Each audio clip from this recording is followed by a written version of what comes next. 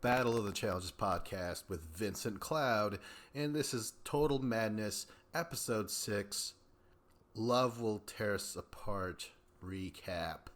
To be concluded from Episode 5, Jay was on the ground, and he was moaning and groaning, and, like, Josh was like, oh my god, his arm is broke. You know, everyone was kind of freaked out about what was going on. And why shouldn't they? Because it turns out Jay was really fucked up, man. Like, he was concussed, basically. But he gets up and he goes on for the next round. He has 2 more turns to go. The second turn, he decides to just, you know, shoot a 3-pointer. I don't know basketball. I know basketball, but I don't like basketball. So it allows me to confuse it with anything else. But he tries to make a shot, Shaq style. See, I don't even know if he's ever thrown for 3 points, but misses it. And then his third try. What happens then? I think he still gets tackled into the stump or the canister where the flaming ball was lying on top of, because Jay, he kind of tosses it away or tries to shoot another 3-pointer conversion. And then Rogan still tackles him into that fucking stump. And, you know, that's not helping. I mean, not Jay anyway, and his, you know, possible concussion. What was it called? CTE or CT? What is it called? Fuck. I feel like I got one of those letters because I can't think right now. But during that scuffle, Jay gets up to the ball and then throws it out of bounds, like outside. And then, you know, he's like, so, because the producers come up and he's like, so what's going on here? They're like, oh, you had to, what do you mean what's going on? Like, you want to know the directions, like the points are, you know, like how the game is played again? He's like, yeah, I don't know what's going on. What? They're like, okay, so yeah, you have to make points and you know, so what you did there, you threw it out of bounds and it's a dead ball. And just like, what? So eventually I was like, oh man, this guy, he definitely has a concussion. Anyways, eventually it's like, holy shit, he can't continue. Like, he is out of it. He has to get a CT scan or something. And so that's it. Jay's gone. Rogan is called the winner. He gets a red skull. But I had this theory before this about how, like, you know, I was like, oh my god, Jay, he got 2 red skulls. Why? Why not just say, hey, you still have that red skull? Well, I mean, it means nothing. It was. I think I read too much into it, you know. So Rogan gets a red skull. Jay has to leave by medical DQ, and he's like, hey man, like, that's the only way they could have took me out of this. I was like, fuck yeah, man. Come back, Jay. Like, I like you. I like what you got and what you represent. The only thing I would say is, like, you know, since you are one of the smaller guys on the show, just fucking do some P90X, man. Do people still do P90X? You know, it's that 90-day workout thing. I tried it 10 years ago, and I think I got almost 60 days into it, and then I stopped because I'm like, oh my god, look at these results. Oh my gosh, go out to the bar, I don't even have to say shit, man. I'm instantly getting drinks and you know, lady attention. So okay, anyways, we're starting to wander off here. So Rogue gets the red skull. He's back in the game. And, you know, I mentioned how I was like, I don't know if I like Rogan or whatever. And I think what it is, one of the things that I came up with is, yeah, he's British, but he doesn't act very British. You know, he just, you know, outside the accent, he's just some dude from America, you know? I've known plenty of people like him, and there's been plenty of people on the challenge like him. So I think that's the other. It's kind of underwhelming, you know. Like he's doing his thing, but I don't appreciate it. Perhaps I don't know. But like you know, look at Bear. There's nothing really British about him either. Nor is there something very British about Big T or Kyle. You know, they're just they're really just like us. So I would have preferred it if Rogan was a bit like, oh my god, like how dare you? Like he was more uppity, cruspity. Holy shit. Maybe if he was like Bane, you know, like no, that would just be the accent though. But if he was just like, how dare you? Oh my god, Jerry, I will. De- Once you verse me, you will be medically DQ'd. Yes. And Jay's like, fuck you, man. Just because I made it with D? That's right. Oh, and you knocked out CT, which was apparently my number one man. Yeah, that was weird. Rogan was like, CT was my one alliance member or whatever. I was like, what? No one did CT know? I mean, come on. Okay, let's move on. Although, really, I think this is ultimately why I haven't wanted to move on because this episode kind of sucks, doesn't it? There's a lot of drama. There's a lot of house shit, things about relationships, but it's been seen before. It's been done, especially when it comes to Jenna. Let's get into it. Oh my gosh, yeah. At first, Zach isn't accepting her calls, and then what is it? She gets a hold of her friend, and her friend's like, "Oh my God, Zach is totally mad at you." And I guess he read some of your DMs 2 years ago when you guys were single and shit. And I don't know, the whole thing, the moment I saw Zach show up on the previous episode when Jenna first called him, I was like, no, boo, get him the fuck out of here. Like I don't like this dude. I really don't. So even when he shows up on just a fucking FaceTime or whatever, I'm still like, boo, yuck. Like, don't. But it sucks because immediately Jenna's like, are you mad? And Zach's like, I don't know, maybe. I mean, yes, I am mad, and I thought I knew you, and you know, you better show back up, or yeah, leave, or no, because Jenna immediately is like, do you want me to leave? Do you want me to just show up and we'll work on it? But then she does say, if I leave and I do show up, are we going to work on this relationship? And Zach's like, I don't know, maybe. Who knows, right? Like, I don't know. I have never liked Zach. I've always disapproved of Jenna and Zach together. And this is just fucking awful. I mean, ultimately, I really do hope, that Jenna chooses to stay in a horrible bunker because I think it would be better for her mental and emotional health than being with that fucker Zach. All right, that's how I feel. So we don't know ultimately, though. I mean, if we're jumping back and forth in the episode and shit, and in the season as a whole, because spoilers, we get another cliffhanger. But Jenna is chosen into the tribunal. So that doesn't mean she wants to leave. She could possibly go in, but that doesn't mean she wants to leave. But the fucking next episode is called Should I Stay or Should I Go? So, I mean, that could represent Jenna or Kayla, so we don't know. Or a third person, who knows. Kayla and Bear. Oh, shit. Okay, so Kayla and Bear, since they made out, I think that was the previous episode. So Bear basically tells everyone, right? And Kayla's kind of getting annoyed, but not so annoyed, where, she totally regrets cheating on her boyfriend with Bear.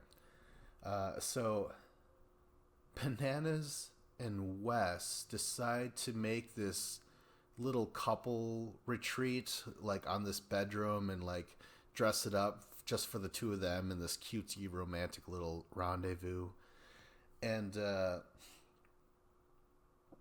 finishing touch, the one that made it all worthwhile in the most bizarre, sadistic way, is Wes goes into Kayla's personal diary, takes out pictures of her and her boyfriend, and then tapes them to the ceiling of that little area that Bonanza West threw together. So eventually they're like, hey, Kayla, come and check this out. And Kayla's like, oh okay, it's kind of cute, you know. And eventually when she's lying on the thing, she looks up to see the picture of her and her boyfriend. And okay, so I loved it because, first of all, Kayla, you know, yeah, she did cheat on her boyfriend with Bear of all people. Like, gross, right? Who called him the ultimate fuckboy? Who called him that? I don't remember. But what I guess what I want to get at right now, though, is that when Wes has a really solid alliance or a very solid partner, I guess. Well, one and the same. But especially when he is okay with Bananas, you know, or the JEK, whatever you want to call him, he gets a lot more sinister. He gets a lot more pranky, which is exactly what the JEK did all the time. We're just doing these pranks to drive people insane and break them down. And that is what Wes is doing now that he and Bananas have that fucking deadly alliance. You know, because this is usually a Bananas thing, but now that Wes and him are friends in a weird way, yeah, now we're seeing the other kind of shittier part of Wes, which is, I don't know, interesting. I'm just, you know what? I'm just kind of going through this episode and trying to indulge in any little angle, any little pocket of information, because really nothing really happened in this episode. There's a whole lot of just house shit. And then when we have the mission, which is, oh my God, should we just get into it? The mission, Fast and Furious, right away I'm like, no, this was annoying because first of all, they put too much emphasis on it. They were like, oh my God, this is inspired by the franchise the world over loves, Vin Diesel and shit like that. Fast and Furious. Everyone's going to reference this. But the problem is that this mission isn't fast. In fact, it's probably one of the slowest ones we've had this season, right? No? I mean, the one where the car was balancing on its side the whole time, and they had to like detonate that bomb or whatever, you know, solve that code and shit. That was faster. That was way more impressive. This is very slow. They're on a wall. They have to take puzzle pieces that are in pairs. But I don't know. I think it's just because they emphasize too much on the Fast and Furious thing, where I'm like, nah, don't. I mean, there's whatever. But again, small little thing to fucking be like, hey man, I didn't like this thing about this. But let's get into the winners, which is interesting because it's Jordan and Nani. Jordan actually went twice. The first time he went was with Nani. Second time he went was last. I mean, the first time he went was one of the first people, and he was one of the last people. He got the puzzle piece. Like, he solved it with Nani, but he also solved it, or no, he got up there with, what's her name? Fuck, I didn't write any names down, really. Bailey. But once they get to the puzzle, Jordan's like, I know I did this before, but I don't remember. Now, there's a lot of people being accused of throwing this mission. A lot. Not just for him, but for, like, Anissa and Jenna. A lot of people just fucking talking shit and pointing fingers and stuff. So much so where eventually I was like, in the back of my mind, I was like, this is a lot of footage here. This is a lot of material for this mission. I don't even think it's that impressive, but were having like how long did Nelson complain about Anissa? You know, like that was a long fucking time. Even though I was right there with him, I was like, man, we're getting a lot of fucking footage here of Nelson just doing this. Like, we get it, you know. Second place, though, I do want to say, Bananas and Melissa. Third place, Bear and Casey. That's awesome. Josh, Tori. That's when Josh accidentally kicks the puzzle piece off with his foot at the very beginning. That sucked because he didn't see it. You know, it's not like it really would have sucked if he kicked it and he's like, I'm just gonna play it off and hopefully Tori doesn't get mad. Tori gets so fucking mad. That's the one thing I've noticed, that Tori really has a fucking temper on her. And what was the thing? Oh yeah, I was talking recently on the previous podcast about like how Kayla, when she loses her temper or when she gets annoyed or something like that, it's very uncool. I think Tori's kind of up there where like oh man, if things are going good, that's great. She's all, you know, fucking cheesy and cheery and shit. But when things go wrong, she completely changes. Like, I remember when Derek was her partner on that one, what was it, Final Reckoning, because they were exes, and she's like, I fucking cheated on you, you piece of shit. And he's like, piece of shit? You cheated on me. I didn't do anything. Fuck you. No, that's not how it went at all. But she definitely like treated him like garbage the whole time. Anyways, yeah, they complete it, and then Josh is like, no way, I didn't drop the puzzle piece. No. I don't know. That's all I see in my mind's eye whenever Josh comes around. He's just like the biggest mouth and like the deepest, like, oh, yeah. Wes and Kayla go, I don't know, Wes, even though he fucking pissed her off so much that she threw a half a gallon of milk in these pressing times. But now he's like, you know, coaching her through this thing and shit. Anissa drops a puzzle piece, and that's when Nelson's like, you fucking did it on purpose. And like, he's just laying it out there. I'm curious on how many people are like, yeah, Jenna's fucked, or Jenna's out of this thing. Like, we're all going against Jenna. It really did seem that way. It really seemed that everyone, as soon as they heard that Jenna was going through on relationship goals with Zach, on relationship goals. There's relationship goals, but what's the opposite of goals? You know, I'm trying to bring this back into sports, which I am not an expert of at all. Field goal, no. Oh, God, I don't know. But yeah, that's when Nelson's like, you fucking dropped it. I know you did. And Anissa's like, oh my God. Like, she starts crying, but she always fucking cries. I'm glad that. Do I think Anissa dropped it on purpose? She could have. Could she have just been clumsy? Yes. Both are possible. I don't have any other pairs written down, but I do remember though, and I do think this is true. I think Jordan didn't complete the puzzle with Bailey because he's like, hey, I already have a quasi partnership with Nany, who's a veteran. I'm of course going to go with Nany over the rookie Bailey. So they win, Jordan and Nany, and then they choose Jenna for the tribunal. And you're like, oh, what a twist. Is all of this going to lead up to... No, to be concluded. Continued. It was super lame. It's such a waste of time. Like, I indulged on, like, just flights of fancy and just, you know, rants and shit just to kind of flesh this episode out. But there really wasn't too much to be said. The only thing I do have, this is my theory now.